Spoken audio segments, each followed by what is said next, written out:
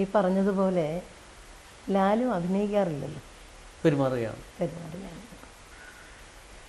അപ്പോൾ ഞങ്ങളങ്ങനെ ഈ അഭിനയിക്കുമ്പോൾ, അത് തിലകൻ ചേട്ടനായിരുന്നാലും ശരി കേട്ടോ, അഭിനയിക്കുമ്പോൾ അല്ലെങ്കിൽ നിങ്ങൾ അങ്ങനെ ചെയ്യും, ഞാനിങ്ങനെ ചെയ്യാം, അല്ലെ അങ്ങോട്ട് മൂവ് ചെയ്യും, ഇതൊന്നും പറയാറില്ല. അതറിയാതെ വന്നു പോകുന്ന ഒരു സംഭവമാണ്.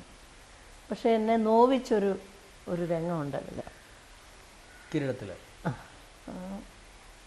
ഈ പ്രശ്നങ്ങളൊക്കെ ഇങ്ങനെയായി വിചാരിച്ച മാതിരി ഒന്നും നടക്കില്ല എന്നുള്ളൊരു അവസ്ഥ വന്നതിന് ശേഷം മോന് വീട്ടിലേക്ക് കയറി വരുന്നു, അവിടെ നിൽക്കാൻ പറയും അച്ഛൻ, തിലകൻ ചേട്ടൻ.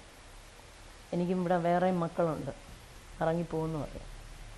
അപ്പോൾ അച്ഛനെ ഒന്ന് നോക്കി വല്ലാത്തൊരു, ഒന്നും ഓവറല്ല കേട്ടോ, അത് ലാലിൻ്റെ ഒരു പ്രത്യേകതയാണത്. അത് തിരിഞ്ഞു നടക്കും.